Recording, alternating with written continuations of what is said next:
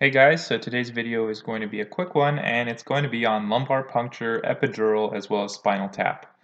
And I'm going to focus mainly on lumbar puncture because it'll help outline the general principles of where the needle is going and what our objectives are.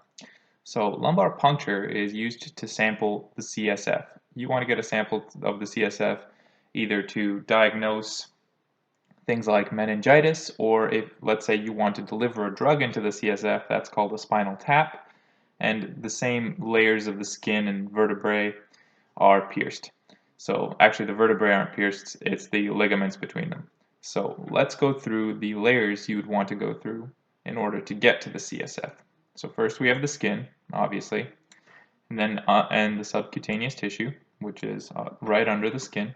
Then we have three ligaments. So the ligaments start here and end here.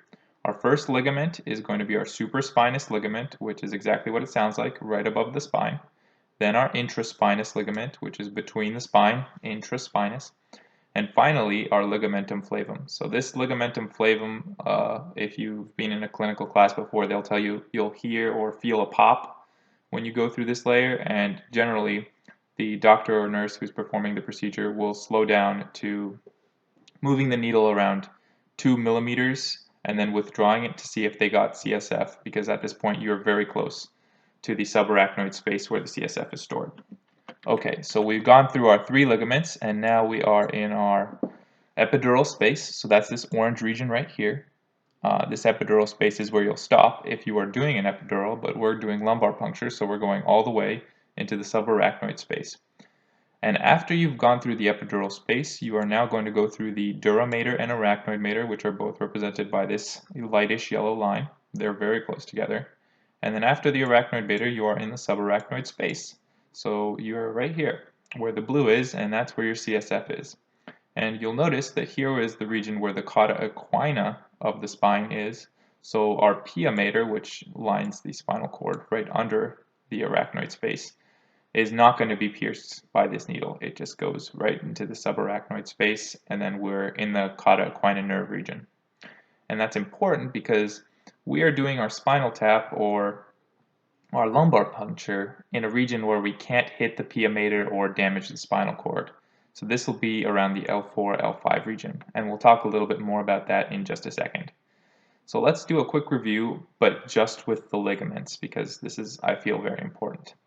So we have our skin right above here, then we have our supraspinous ligament, which is this yellow one, intraspinous ligament between the spines, then we have our ligamentum flavum, this blue one right here, so you can remember ligamentum flavum is our popping one. Then here would be our spinal cord and our cauda equina. So that's right between the ligamentum flavum and our internal longitudinal ligament. So sorry, our posterior longitudinal ligament. This is our pink one right here. So the posterior longitudinal ligament and the anterior longitudinal ligament, which surrounds the vertebral bodies, those aren't actually hit by our needle. So our needle would stop right here. Boom. So these three ligaments are pierced by our lumbar puncture procedure or our spinal tap. Okay, so let's go through some quick clinical considerations for this lumbar puncture. We want to find L4, L5 so we don't damage our spinal cord. How is this generally done? Well, the great landmark for this is the iliac crest of the pelvis. If you go and feel for the iliac crest, right at the tip, that's the level of where you can find L4. So when a doctor is feeling to do the lumbar puncture, he'll just palpate for the iliac crest, then palpate for the spine of L4, and then do the spinal tap at L4, L5. Okay.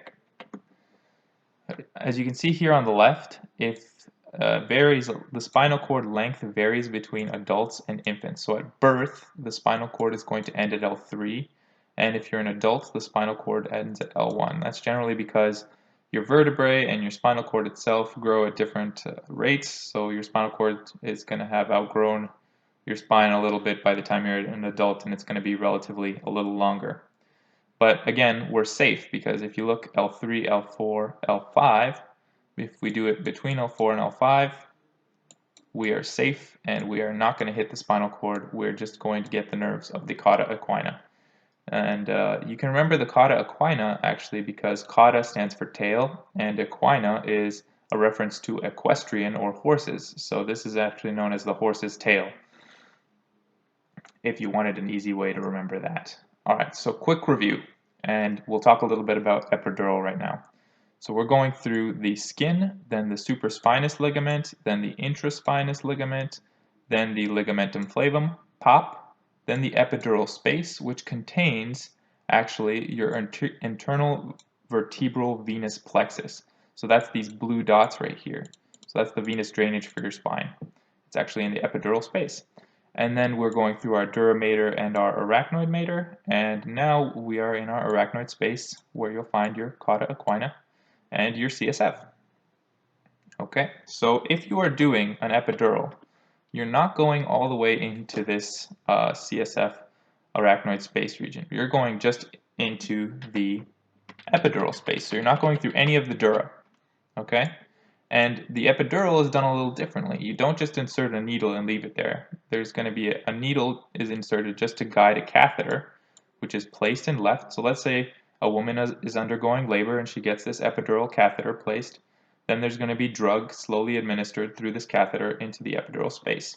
Now, some quick tests that doctors will do to see if they've hit the epidural space and not gone too far is to ask the woman after 30 minutes if she can move her leg. And if she can, then that means they did it properly, because if you go into the epidural space, you're not going to get a large numbing effect on the motor neurons, so she's still going to have some movement. But if you can't move it, that means they've gone too far. So they've essentially done a spinal tap where they've delivered the drug straight into the CSF. Now, both can be used to anesthetize an area, but generally, if you're doing an epidural, you don't want to go in too far.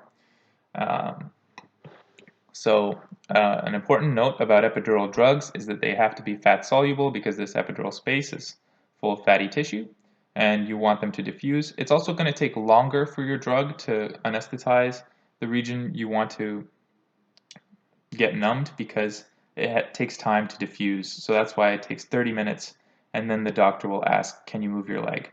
Spinal taps, on the other hand, are a lot quicker. You need to use less drug because you're going straight into the CSF. There's no loss via diffusion, and there's a stronger numbing effect.